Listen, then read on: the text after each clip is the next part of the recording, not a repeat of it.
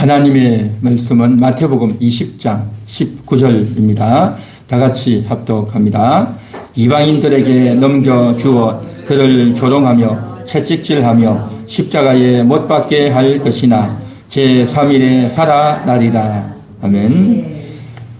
이 말씀은 예수님께서 제자들에게 일러주신 말씀입니다. 앞으로 어떤 일이 일어날 것인지, 또 인자인 예수님 자신에게 어떤 일이 일어나게 될 것인지를 제자들에게 알려주고 있다는 것입니다.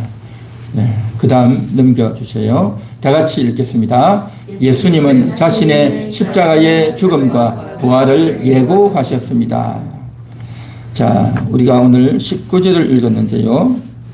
18절 한번 보십시오. 18절, 19절 우리 한 번 더 읽어보겠습니다. 보라, 우리가 예루살렘으로 올라가노니 인자가 대제사장들과 서기관들에게 넘겨지면 그들이 죽이기로 결의하고 이방인들에게 넘겨주어 그를 조롱하며 채찍질하며 십자가에 못 박게 할 것이나 제3일에 살아나리라. 아멘. 여기 보면 뭐라고 말했냐면 넘겨진다라고 했어요. 대제사장들과 서기관들에게 넘겨진다. 그리고 이제 그들이 죽이기로 결의한다 했어요. 넘겨지고 결의하고 또 이방인들에게 넘겨주어 그렇게 나옵니다. 세 개의 동사가 나옵니다. 넘겨진다, 결의한다, 넘겨준다라고 하는 세 개의 동사가 나옵니다. 중요한 동사이죠. 넘겨진다는 게 뭐겠습니까? 넘겨진다는 것은 여태까지는 예수님이 제자들과 함께 자유롭게 어디든지 다닐 수 있었죠. 그런데 넘겨지고 난 이후에는 이제는 구속이 되고 속박이 된다는 거죠. 그래서 넘겨지는데 누구에게 넘겨집니까? 바로 대제사장과 장로들에게 넘겨진다 했죠. 18절 이제 대제사장과 서기관들에게 넘겨진다. 그들은 누굽니까? 단순한 사람이 아니라 이들은 종교 권력이에요. 이스라엘 나라를 다스리는 최고 권력자들이라는 거죠. 그 종교 권력자들에게 넘겨진다. 그래서 그곳에 넘겨져서 재판을 받게 된다. 그런 의미인 겁니다. 넘겨진다는 건. 그리고 나서 이제 그들이 예수님을 넘겨받은 이유가 뭡니까? 넘겨받은 이유는 예수를 재판하려고 했던 거죠. 예수님이 많은 사람들 만나고 또 복음도 전하고 했는데 그래서 많은 사람들이 예수님을 따르니까 그게 너무 싫었던 거죠. 예수님이 너무 미웠던 겁니다. 그래서 예수님을 그냥 살려두면 안 되겠다라고 하는 생각으로 재판을 했던 거죠. 그래서 많은 사람들이 와서 예수가 이런 말을 했어 저런 말을 했어 하니까 했는데 서로 말이 일치가 안 되는 거죠. 그러니까 그럼에도 불구하고 예수님을 잡으려고 했는데 그들의 거짓이, 그들의 정언이 참이 아니라 거짓이라는 것이 드러나 버렸죠. 거짓 증인들이었어요. 그래서 이게 재판이 안 되는 거죠. 그래서 결국 어떻게 되느냐? 내가 하나님의 아들이냐라고 묻으니까 예수님께서 내가 하나님의 아들이다 라고 말씀하시는 거죠. 그러니까 저들이요 깜짝 놀라면서 네가 어떻게 하나님의 아들이냐? 이건 완전히 하나님을 모독하는 거다. 신성 모독이다 라고 해서 저는 죽어 마땅하다 라고 되는 거죠. 그래서 결국에는 예수님을 죽이기로 결의하게 되는 겁니다. 이게 바로 뭐냐? 종교적 판결이라는 거죠. 이스라엘 나라에서는요, 산헤드린 공회라는 게 있어요. 우리나라에 국회가 있듯이, 우리나라 국회는 입법기관이죠. 입법기관인데, 그 산헤드린 공회는요, 뭘 하느냐? 삼권을 다 하는 거죠. 옛날에는 삼권분립이 없었잖아요. 그러니까 다 하죠. 모든 것을 다 결정하는 기관이 산헤드린 공회였습니다. 그 산헤드린 공회에 70명의 의원이 있고 그곳에 대제사장, 서기관, 장로들이 있단 말이죠. 이스라엘의 최고 학벌 또 지식인들 권력기관들이 있었단 말이죠. 그들이 최종 결정하면 이스라엘의 모든 것이 다 거기서 결정되어지는 거죠. 그래서 그곳에서 예수가 메시아가 아니다 라고 결정을 딱 내려버린 겁니다. 이건 놀라운 결정인 겁니다. 그렇게 결정을 하고 나서 이제 저들을 어떻게 합니까? 살려줄 수 없다. 그런데 저들을 죽이려면 이스라엘 나라는 로마의 식민지로 있었기 때문에 로마가 허락해야 되는 겁니다. 로마 총독이 결정을 내려줘야 돼요. 그래서 예수님을 다시 넘기는 겁니다. 제일 처음에는 예수님을 이제 대제사장과 서기관한테 넘겼는데 누가 넘깁니까? 가룟 유다가 팔아넘겼죠. 가룟 유다가 팔아넘겼고 그래서 그 종교 권력기관에서 예수님을 죽이기로 결의했고 그리고 나서 저들이 예수님을 실제 죽이는 것을 집행하려고 또 넘기는 겁니다. 총독에게 넘기죠. 빌라도 총독에게 또 넘기는 겁니다. 이것을 가리켜서 성경에서는 이방인들에게 넘겼다라고 말하는 겁니다. 그래서 넘기는 겁니다. 그러니까 예수님이 이곳저곳으로 끌려다니면서 넘겨지는 그러한 일들이 어떻게 되어야 됩니까? 계속 연쇄적으로 쭉 일어나고 있다는 거죠. 그래서 예수님이 십자가를 이러한 과정을 통해서 지게 되죠. 십자가를 진다고 하는 것은요, 뭡니까? 예수님만 유일하게 지은 것이 아니고요. 그 이전에도 이런 일들이 많이 있었어요. 그 이전에도, 그리고 예수님 이후에도 그 사내들인 공회에 잡혀 들어가는 겁니다. 그곳에 잡혀 들어가면 별로 뭡니까? 좋지 못하죠. 성경에 보면 스데반도 사내들인 공회에 잡혀 들어갔죠. 그곳에 들어가가지고 복음을 전하다가 그냥 돌 맞아 죽게 되죠. 나중에는요, 바울도 거기 잡혀가는 겁니다. 거기 잡혀가지고 자기들이 어떻게 하려고 했는데 로마 황제에게 내가 고소한다 해가지고 로마로 가게 되죠. 어쨌든 사내들인 공회가 사람을 잡아서 그렇게 함부로 하는 그러한 엄청난 권력 기관이었단 말이죠. 그리고 나서 이제 그것뿐만 아니라 십자가에 사람을 달아서 죽이는 그런 일들이 많이 있었어요. 예수님 이전에도 있었고 이후에도 많이 있었어요. 그래서 반란하는 자, 로마에 대항하는 자, 그다음 노예들, 강도들 이런 사람들 잡아서 이제 처형하는 그러한 곳이 많았던 겁니다. 저들은 다 뭡니까? 자기 죄로 죽지만 그러나 예수님은 대속의 죽임을 위해서 대속적인 그러한 역사를 위해서 죽어주셨다는 거죠. 무지한 죽음이었던 거죠. 자, 그런데 오늘 성경이 뭐라고 말하냐면 이방인에게 넘겨진다. 그렇게 말하고 있어요. 19절 그랬죠. 이방인들에게 넘겨줬다. 이게 무슨 말일까요? 예수님이 가룟 유다가 팔아서 대제사장에게 넘겨줬고 예수님이 죽이기로 결의했고 다시 어디로 갑니까? 본디오 빌라도에게 넘어갔잖아요. 그런데 빌라도에게 갔다. 로마 권력에게 갔다라고 말하지 않고 이방인들에게 넘겨줬다라고 말하고 있어요. 이게 참 묘한 단어인 겁니다. 이게 뭐겠습니까? 예수님을 죽이는 데 있어서 유대인과 이방인이 합작한 겁니다. 합작을 해서 하나가 되어버린 거예요. 하나가. 평상시는 서로 어르렁거리는 서로 사이가 안 좋아요. 서로 경쟁하고 서로 미워하는 어쩔 수 없이 동거하는 그런 사이였는데 이제 예수님을 죽이는데 저들이 다 합작이 돼서 하나가 돼서 죽이는 겁니다. 예수를 죽여야 된다 결정했고 집행을 또 로마 총독이 한단 말이죠. 저들은 사형 집행권이 없어요. 사형 집행권이 없기 때문에 사형 집행권이 있는 로마 총독에 넘기는 거죠. 왜 넘겼습니까? 예수는 죽어야 된다는 거죠. 예수는 메시아가 아니라는 거죠. 하나님을 모독하기 때문에 죽여야 된다는 거죠. 결국에는 넘어갔죠. 그런데 문제는 뭐죠? 여기에서 기가 찬 일이 벌어지는 겁니다. 그렇게 해서 본디오 빌라도가 죽였죠. 그것이 본디오 빌라도가 아니라 로마 총독이 아니라 이방인들이라고 했어요. 이방인들. 그런데요, 예수님이 부활 성취하고 나서 이렇게 말씀하셨어요. 너희는 성령이 임하면 예루살렘과 온 유대와 사마리아 땅 끝까지 이르러 이 복음을 전하라라고 했죠. 그러니까 복음이 온 세상에 이방으로 다 퍼져나가게 된 거죠. 그 복음이 이방으로 퍼져나가게 되는 제일 첫 번째 단계가 뭐냐?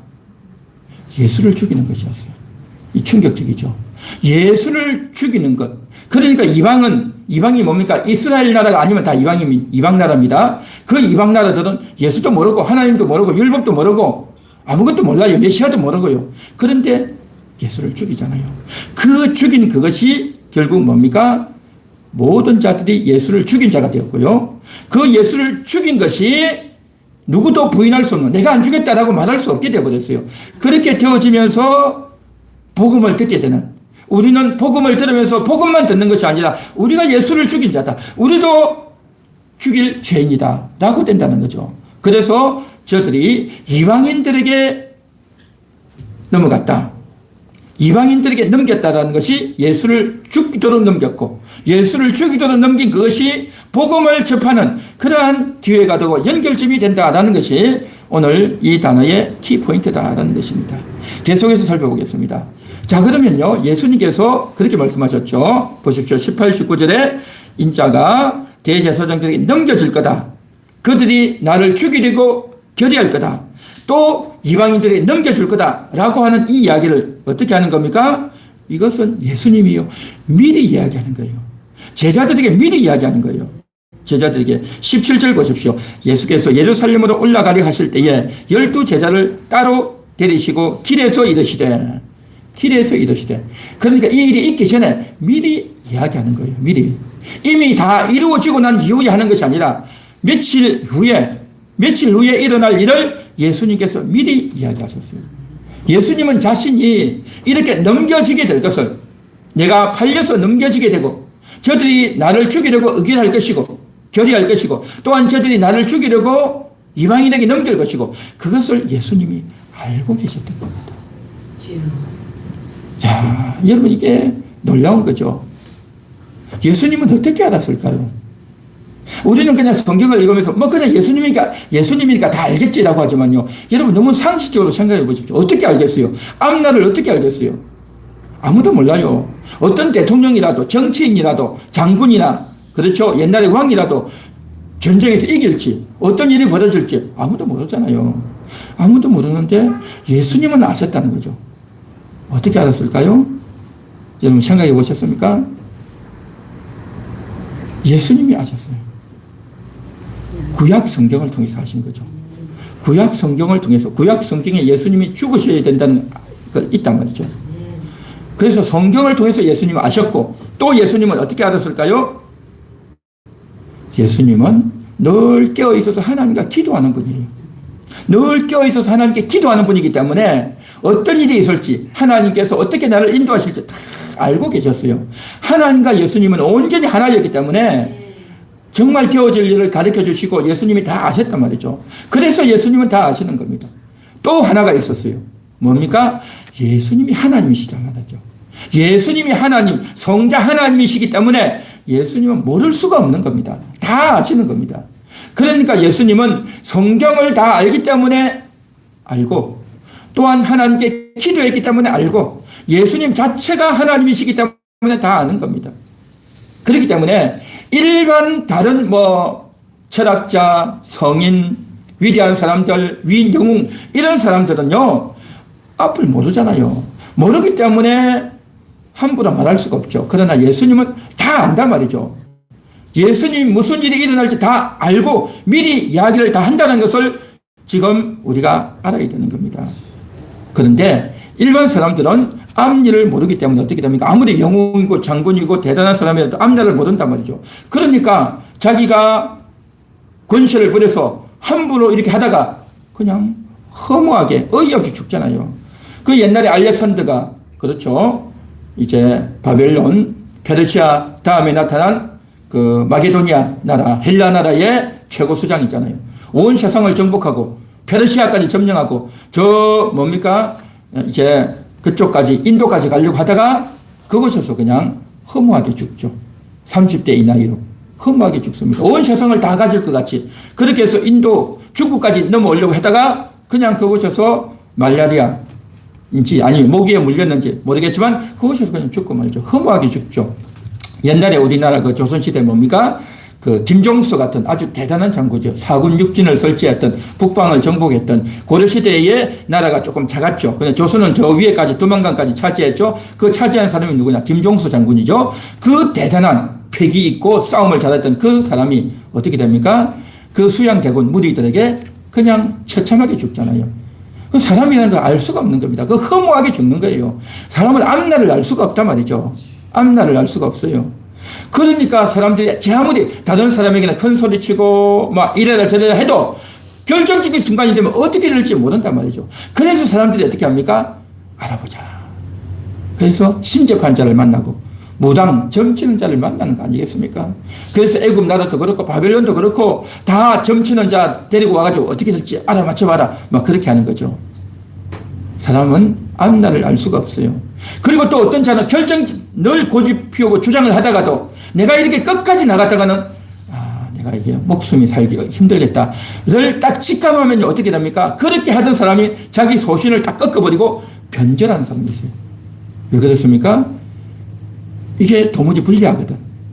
끝까지 충돌한단 말이죠. 그걸 가리켜 치킨 게임이라고 하죠. 한쪽에도 이쪽에도 열차가 달리고 이쪽에도 열차가 달리면 어떻게 됩니까? 똑같은 선로에서 충돌하는 거죠. 충돌하면 둘 중에 하나가 서로 박살나고 죽겠죠. 그래서 서로 이렇게 열차가 마주보고 오듯이 서로 똑같은 자가 하면 안단 말이죠. 알기 때문에 조심하고 주의하는 거죠. 그래서 알기 때문에 죽지 않으려고 소신을 꺾고 변개하고 굴욕적인 행동을 한단 말이죠. 그러니까 사람들은 앞날을 알 수가 없어요. 그러나 예수님은 아셨어요. 십자가에서 죽게 된다는 것을. 그냥 단순히 아는 것이 아니라 이렇게 3단계를 거쳐서 팔리고 넘겨진다는 것을 아시고, 뿐만 아니라 여기 보면 조롱도 당하고 채찍도 맞고 십자가에 매달리게 되고 죽게 되고 다시 3일 만에 살아난다는 것도 예수님은 다 아셨어요. 다 아시면서도 불구하고 예수님은 그 길을 걸어가는 겁니다. 사람들은 앞날을 알 수 없습니다. 혹시 누군가가 알면 그것을 알고 내가 조심하고 주의하고 방비해서 그 어려움에 빠지지 않으려고 하죠. 그러나 예수님은 아셔요. 아시고 어려움이 있다는 걸 알아요. 그렇다면 피신하고 도망가고 조심해야 되지 않을까요? 그런데 예수님은 도망가지 않습니다. 피신하지 않습니다. 끝까지 그 길을 가셔요. 왜 가십니까? 그것이 하나님의 뜻이었기 때문에, 아버지의 뜻이었기 때문에 아버지의 뜻에 순종하기 위해서 그 길을 가시는 겁니다. 예수님이 그곳에 가는 것이 뭡니까? 많은 죄인들을 살리는 길이었기 때문에, 많은 영혼들을 구원하기 위한 것이었기 때문에, 영혼들을 사랑하는 길이었고 하나님의 뜻에 복종하는 길이었기 때문에 예수님은 그 길을 가셨다는 것입니다. 이것이 바로 미래를 아는 자의 태도인 겁니다. 사람들은 알 수도 없고 만일에 안다고 하면 어떻게 되겠습니까? 조심하고 도망가겠죠. 예수님은 끝까지 그 일을 하셨던, 이것이 바로 주님의 위대한 사랑이었고 하나님의 놀라운 목적이 담겨있는 그러한 행보를 하셨다는 것입니다. 그래서 이것은 예수님이 십자가를 진 것은, 팔리게 되고 넘겨지게 된 것은 우연도 아니고 실패도 아니고요, 하나님의 뜻이 진행되고 있는 과정이었다는 거죠. 예수님은 알면서도 가셨다는 거죠. 여기에 하나님의 크신 사랑이 있는 줄 믿습니다. 할렐루야. 그 다음 넘겨주시기 바랍니다. 다 같이 읽습니다. 예수님은 조롱과 채찍질 당하시고 십자가에서 죽으셨습니다. 그렇게 될 거다라고 예고하셨고, 예고만 한 것이 아니라 그대로 이루어졌어요. 이루어졌습니다. 조롱 뭡니까? 사람들이 와가지고 왕의 흉내를 내고 왕처럼 해가지고 예수님 앞에 막 엎드리고 굴복하고 예수님을 막 조롱을 하는 겁니다. 그리고 예수님에게 침을 뱉고요, 옷을 벗기고요, 가시관을 씌우는 겁니다. 뿐만 아니라 채찍질 하는 겁니다. 막 때리는 거예요. 사정없이 때린단 말이죠. 이러한 일들이 쭉 진행이 되어지는 겁니다. 이러한 일들 가운데서도 예수님은 그렇게 될 줄 아셨고 제자들에게 예고하셨고, 그럼에도 불구하고 그 길을 가시면서 굳이 걸어가셨던 겁니다. 이 길을 예수님이 걸어가시기 전에, 그 일을 당하시기 전에 미리 제자들에게 알렸어요. 왜 알렸을까요?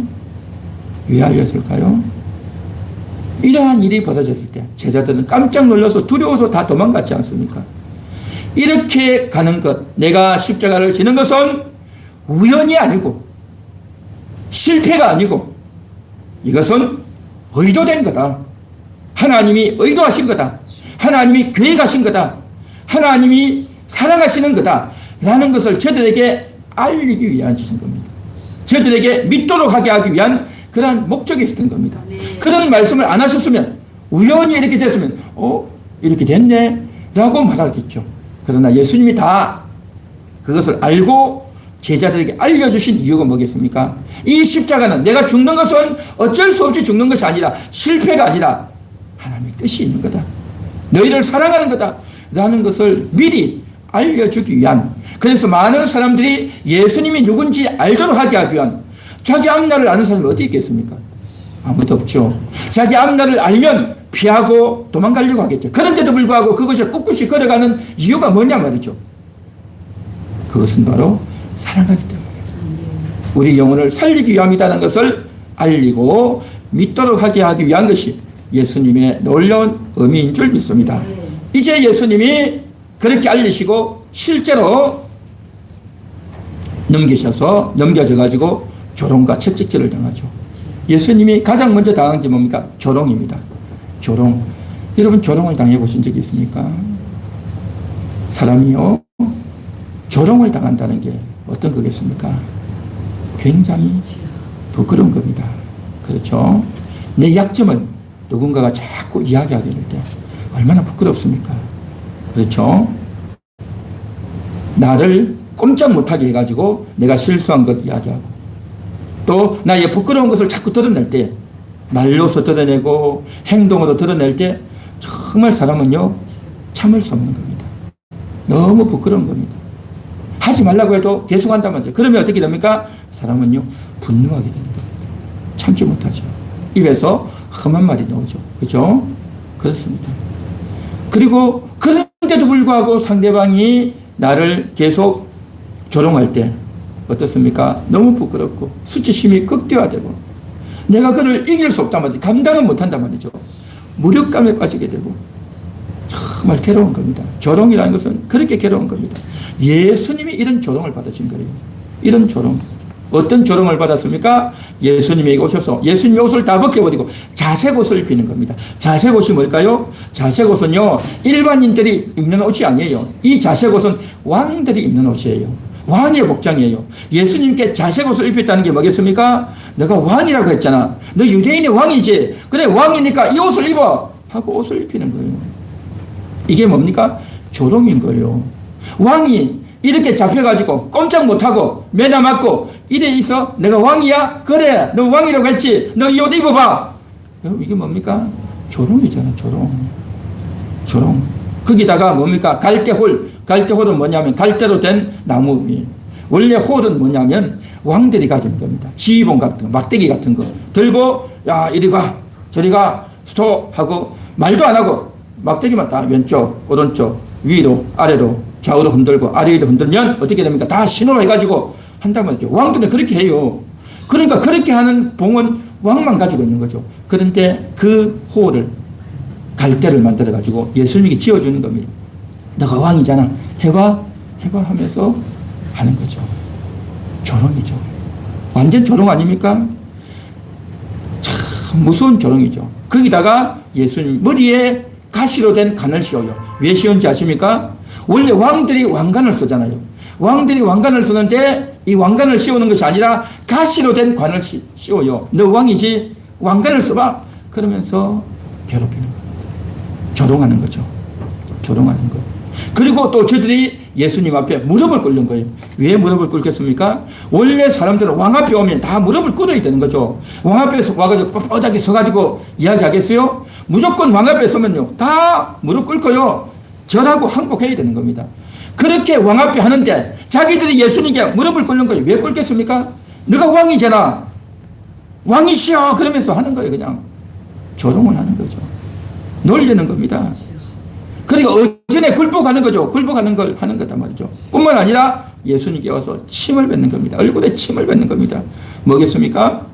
사람들이 신하들이 오면 왕 앞에 와서 존경과 감사의 표시로 왕의 선정의 덕분에 우리나라가 이렇게 태평성시를 누리고 있습니다. 왕이여 만세수를 하시옵소서. 그렇게 존경과 감사의 표시를 하잖아요. 그런데 예수님의 얼굴에다가 침을 뱉는 겁니다. 침을 뱉는단 말이죠. 또한 뿐만 아니라 예수님의 뺨을 때리는 겁니다. 원래 사람들은 왕에게 왜 놓습니까? 우리가 이렇게 어려우니 왕이여 선정을 베풀어 주시옵소서. 우리를 좀 도와주시고 지원해 주세요 라고 하면서 도움을 요청하고 또 이런 일이 있었습니다 하고 보고를 하고 이렇게 왕 앞에 와서 하잖아요. 그런데 저들은 예수님께 와서 뺨을 때리는 겁니다. 이 모든 것이 뭐겠습니까? 예수님이 왕이라고 했으니까 왕 대접해 준다고 하는 겁니다. 그런데요 모욕인 거죠. 이게 조롱이단 말이죠. 이런 조롱과 모욕을 받을 때 정말 사람은요 너무너무 괴로운 겁니다. 너무너무 괴로운 거죠. 여러분 그렇지 않겠습니까? 사람은요 자기보다 못한 사람에게 창피를 당할 때 정말 참을 수 없는 겁니다. 여러분보다 나이가 어린 사람이 여러분을 부끄러움을 자꾸 드러낼 때, 자꾸 뭔가 해달라고 요구할 때, 근데 그 부끄러운 거단 말이죠. 철이 없어가지고 자꾸 그런 걸 요구할 때 어떻습니까? 굉장히 부끄러운 거예요. 나는 하기 싫은데 자꾸 어린 사람이 와서 요구할 때. 또 뭡니까? 뭔가 머리가 좀 덜 돌아가고 눈치가 좀 없는 사람이 자꾸 엉뚱한 이야기 자꾸 하면 어떻습니까? 부끄러운 거예요. 부끄러워. 그렇죠. 그런데 예수님이 볼 때 이 세상의 인간들은 뭡니까? 예수님이 만드신 존재들이단 말이죠. 예수님이 사랑을 주시고 또 일용할 양식도 주시고 예수님이 다 먹이고 키워줬는데, 도움을 줬는데, 이제 와가지고 예수님을 조롱하고 모욕할 때 예수님의 심정이 어떻겠습니까? 굉장히 허탈하고 굴욕감이 드는 그런 기분 아니었겠습니까? 자신이 지은 인간들에게, 자신이 도움을 줬는데, 생명을 줬는데, 자신이 사랑해 줬는데 저들에게 배신당하고 저들에게 이러한 조롱을 당할 때 얼마나 괴롭겠냐 말이죠. 사람은요, 마음이 무너지는 겁니다. 정말 슬프다 말이죠. 슬프고 마음이 무너진단 말이죠. 그런 가운데서 보통 사람들은 어떻게 되겠습니까?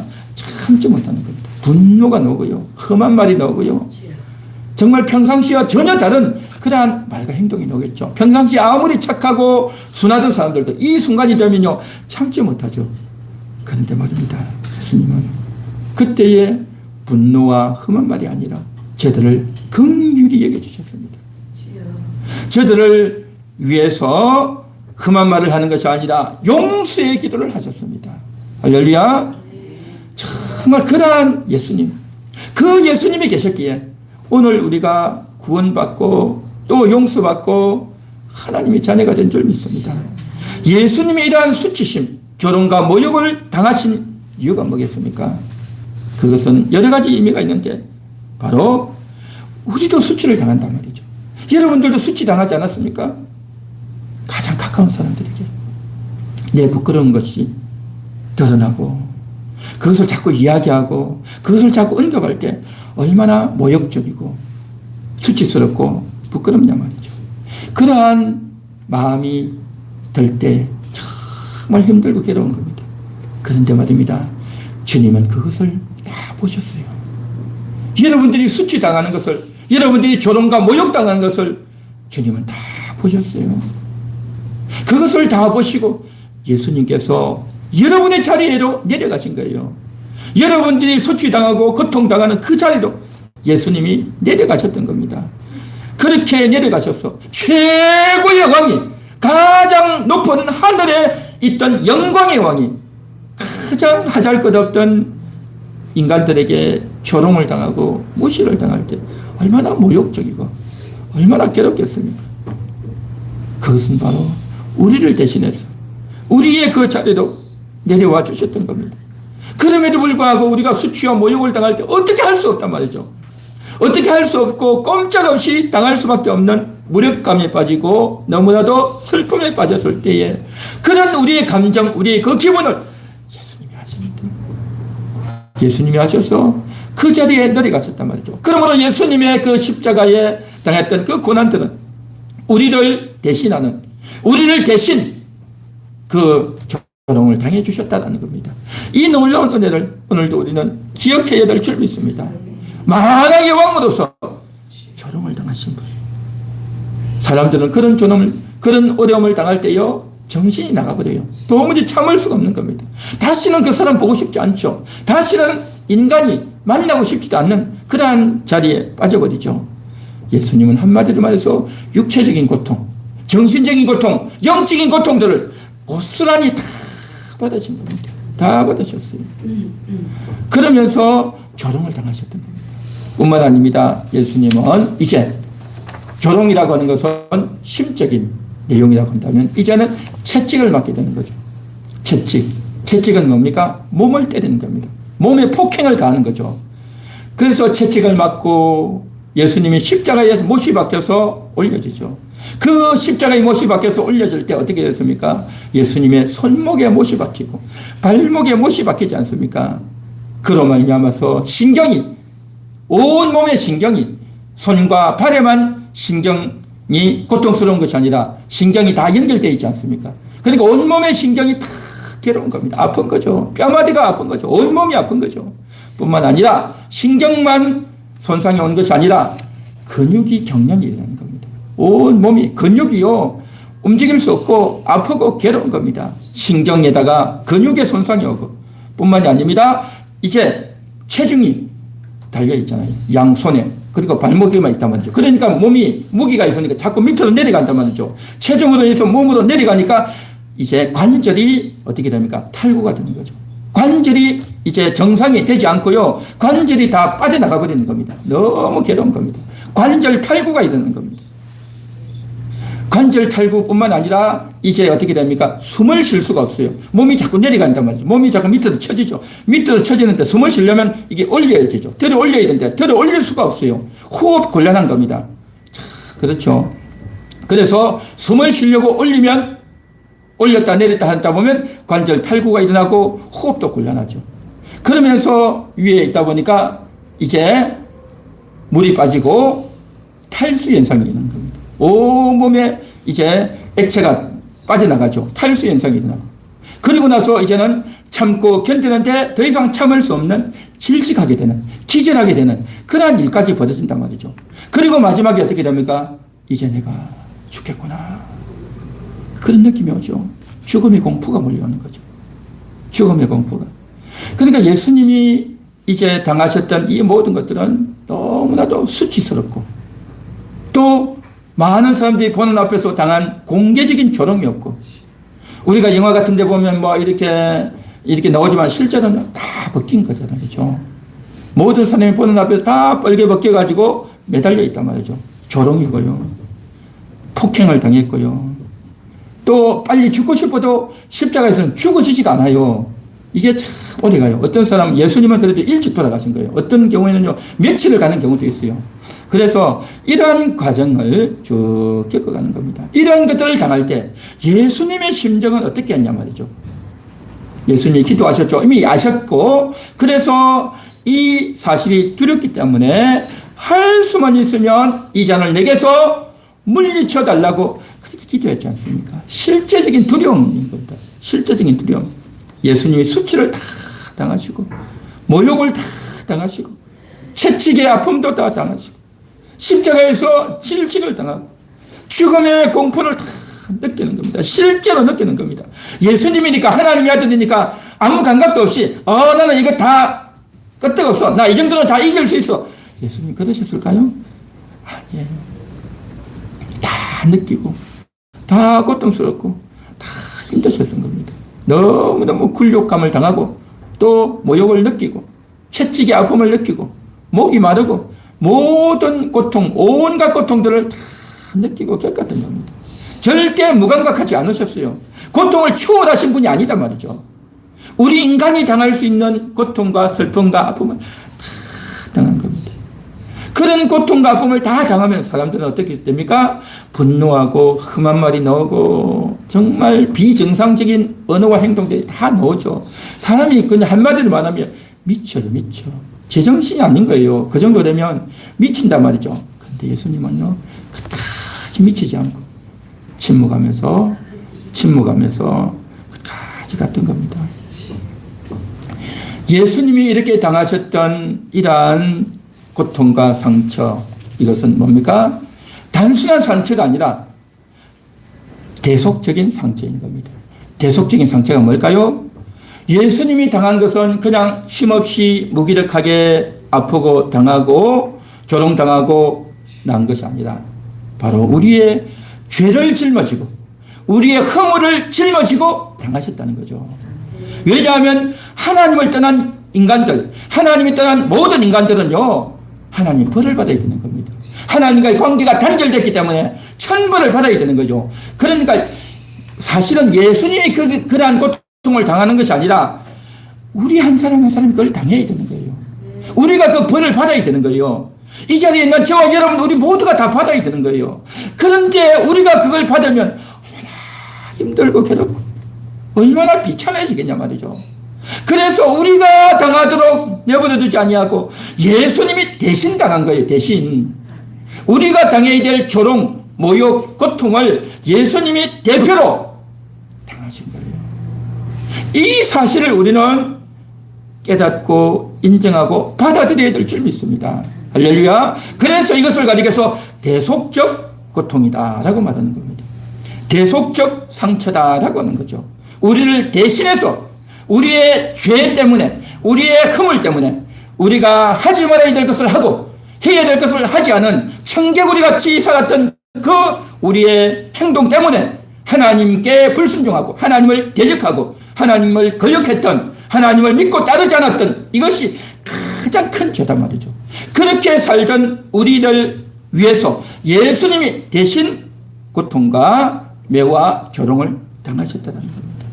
바로 여러분 때문에, 우리 한 사람 한 사람 때문에 예수님이 이러한 길을 걸어가셨다는 거죠. 그래서 예수님의 이 고난주간을 맞이할 때마다 예수님이 얼마나 아프셨을까? 라고 그렇게 하고만 넘어갈 것이 아니라 바로 그것은 나의 죄 때문이었구나. 내가 하나님을 떠나 있었구나. 내가 하나님을 거역하는, 하나님을 불순종하는 자였구나. 그걸 우리는 인정하고 깨달아야 될 줄 믿습니다. 그러면서 하나님께 회개하고 나를 살려주신 하나님의 용서에 감사하고 감격하며 내가 이제 하나님을 위하여 하나님께 순종하며 예수님을 따르며 살겠습니다 라고 하면서 회개하고 감사하고 결단하는 쪽으로 달려가야 될 줄 믿습니다. 그냥 단순히 감성적으로만 예수님이 죽으셨네, 슬프다 라고 하면서 영화의 한 장면 보듯이 그렇게 흘러갈 것이 아니라 바로 정말 하나님의 그 사랑이 이 길을 겪을 걸 알면서도 가셨던 것, 바로 우리를 살리기 위해서, 나를 살리기 위해서 그렇게 하셨다는 것. 그러한 어려움과 고통 속에서 분노와 불안과 정신적으로 미치지 않고 오직 예수님의 중심은 하나님께 순종, 오직 예수님의 중심은 우리의 영혼을 사랑하는 하나님께 순종, 우리 영혼을 사랑하는 그러한 마음으로 예수님이 그 길을 걸어가셨단 말이죠. 이 예수님의 위대한 사랑을 오늘도 우리는 기억하고 감사하고 찬양해야 될 줄 믿습니다. 할렐루야. 그 다음 넘겨주세요. 예, 그 다음 다 같이 읽겠습니다. 예수님은 자신만에 부활하셨습니다. 예수님은 3일 만에 부활하셨습니다. 예수님은 종교 권력에게 넘겨지고 또 이제 죽임을 당했죠. 죽임을 당했는데 그렇게 죽임당한 예수님이 이제 다시 살아나셨어요. 예수님이 살아나셨다, 부활하셨다, 이게 무슨 의미일까요? 예수님 부활의 의미는 많이 있는데 가장 1차적인 의미는 뭐냐면 예수님이 왜 죽었냐는 거죠. 예수님이 죽은 1차적인 이유가 뭡니까? 종교 권력이 예수님을 메시아가 아니다라고 했기 때문에. 그렇죠? 예수님은 하나님의 아들이 아닌데 하나님의 아들이다라는 것 때문에 죽은 거잖아요. 한마디로 말하면. 그렇죠? 그런데 예수님이 다시 살아났단 말이에요. 그 말이 뭐겠어요? 하나님의 아들이 아니다라고 결정했던 그 결정이 잘못됐다 이거예요. 할렐루야. 예수님은 하나님의 아들이 아니다, 신성 모독자다, 하나님을 모독했다 라고 결정해서 예수를 죽이게 했는데 다시 살아났다는 말이 뭐겠습니까? 그 결정이 잘못됐다는 거죠. 그 결정이 잘못됐다는, 이게 바로 부활의 첫 번째 의미인 겁니다. 그래서 예수님은 신성 모독자이기 때문에 조롱해도 당연하고 채찍질해도 당연하다, 죽어도 당연하다 라고 했는데 예수님이 조롱당한 것도 잘못된 거고 채찍질 맞은 것도 잘못된 거고 또 죽게 된 것도 잘못이라는 거죠. 이 모든 것이 다 잘못됐다는 거죠. 이것을 이야기해 주는 것이 바로 예수님의 부활이라는 거죠. 3일 만에 다시 살아나셨다는 거죠. 자, 그런데 예수님을 사랑하고 하나님의 뜻을 바르게 아는 사람은요 절대 예수님을 십자가에 못 박고 죽일 수가 없어요. 없어. 그런데 어떻게 해서 죽습니까? 예수님을 싫어하는 자, 예수님을 미워하는 자, 하나님을 제대로 안 믿는 자들에 의해서 예수님은 죽어지신 거예요. 그런데요 여러분 잘 보십시오. 여기에 아이러니가 있어요. 예수님은 원래부터 창세전부터 우리를 구원하려고 계획하셨어요. 그 구원은 뭐냐? 십자가에서 죽고 피 흘리고 우리를 구원한단 말이죠. 예수님이 죽어야 우리가 구원받아요. 그런데 예수님을 누가 죽이겠습니까? 하나님을 제대로 믿는 사람이 예수님을 죽이겠습니까? 죽이지 않죠. 어떻게 죽이겠습니까? 그럼 누가 죽입니까? 잘못 믿는 사람들이, 엉뚱한 신앙을 갖고 있는 사람들이 또 하나님을 거역하는 자들이 죽이죠. 결국 뭡니까? 악한 자의 손에 의해서 예수님이 죽는 겁니다.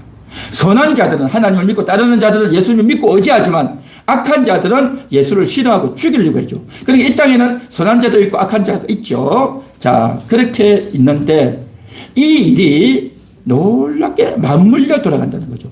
예수님이 죽으셔야 되는 겁니다. 예수님이 죽기로 이제 결정을 하신 거예요. 그 결정을 하는데 그 예수님을 죽이는 일을 누군가가 해야 된단 말이죠. 그걸 누가 하냔 말이죠. 그게 바로 그때 당시 대제사장 서기관 장로들이 되었단 말이죠. 대제사장 서기관 바리새인이니까 하나님 말씀을 연구하고 또 이스라엘 나라를 위해서 일하는 참 좋은 사람이다라고 생각했지만 저들이 결국은 뭡니까? 예수님을 죽이는 자들이 된 거죠. 저들은요, 악한 자가 되고 만 거죠. 자, 제가 여기서 하나 생각한 게 있습니다. 여러분, 도미노라는 거 혹시 아시나요? 도미노. 도미노가 뭐냐면요, 판자를 쫙 쌓아놓고 하나를 살짝 건드리면, 첫 번째 걸 살짝 건드리면 그게 탁 넘어가고, 그 다음 넘어가고 해서 뒤로 판자가 쫙 넘어가는 거죠. 그죠? 이렇게 쭉 넘어가고, 또 오른쪽으로 넘어가고, 다시 곡선을 그리고, 또 왼쪽으로 가고, 또 한 바퀴 돌고, 위로 올라가고, 또 아래로 내려오고, 막 이렇게 되면서 모든 판자들이 탁 쓰러지잖아요. 그걸 가리켜서 도미노 현상이다라고 하죠. 하나를 탁 건드리면 모든 것이 다 한꺼번에 탁 쓰러져 가죠. 여러분 보셨죠? 도미노가 여러 가지 종류가 있죠. 그래서 참 그 도미노가 쭉 연결돼서 있는데 보니까 어떤 건 한 3분짜리가 있고요. 어떤 건 5분짜리도 있더라고요. 굉장히 길어요. 그런 것들로 쭉 연결되어지는데 참 여러분 어떤 생각하셨습니까? 아, 도미노가 참 잘 넘어가네. 어떻게 저렇게도 될 수 있구나 라고도 생각할 수 있겠죠. 그런데 저는 이런 생각을 했어요. 그게요, 쫙 넘어가려면요, 이게 거리가 딱 맞아줘야 돼요. 거리가 첫 번째, 두 번째, 세 번째, 네 번째 거리가 딱 일정해야 되고요. 그 다음에 이게 방향이 잘 맞아야 돼요. 이게 오른쪽으로 돌고 왼쪽으로 돌고 라운드를 돌릴 때 이게 거리와 방향과 각도와 그 다음에 높이와 이런 것들이요. 그 다음에 그 힘이 그게 너무 세게 간다든지 너무 약하게 가면 또 안 된단 말이죠. 그러니까 거리, 간격, 그 다음에 방향, 힘 이런 것들이 다 맞춰져 가지고 쫙 끝까지 가거든요.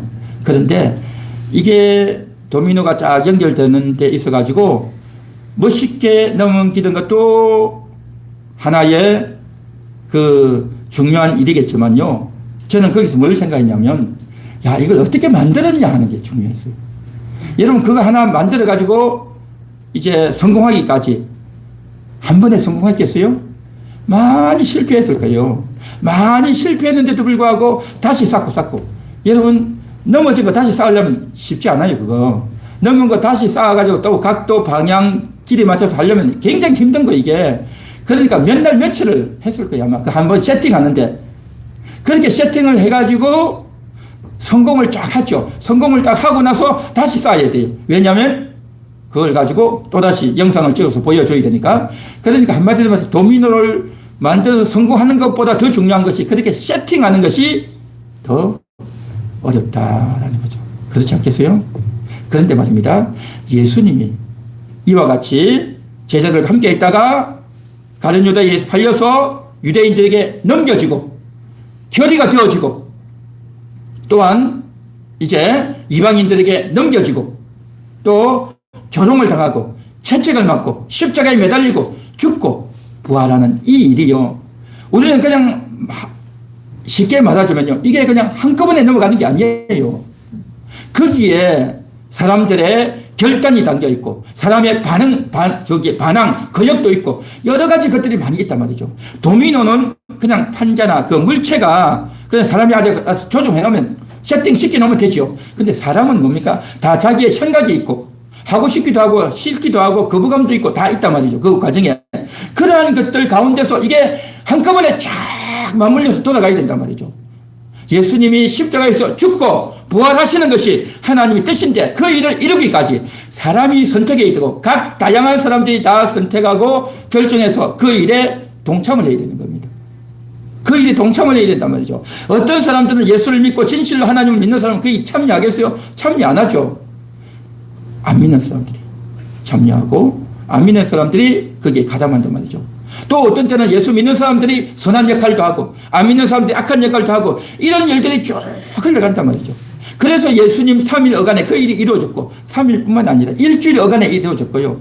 뿐만 아니라 예수님이 살려갔던 3년 공생의 기간 이것이요 다 이루어진 거예요. 이게 다 이루어졌고요. 그뿐만 아니라 사실은요 태초부터 그게 이루어진 거예요. 태초부터 도미노 현상이요 쫙 이어준 거예요. 그걸 이어준 거예요. 우리는 그게 도미노라고 생각을 못했을 뿐이지 사실은 하나님께서 그렇게 흘러가도록 사람들에게 예언해 주시고 말씀해 주시고 또 듣게 하시고 그 말씀을 듣고 받는 자도 있고 그것을 거부하는 자도 있고 그러는 가운데서 쫙 흘러오는 겁니다.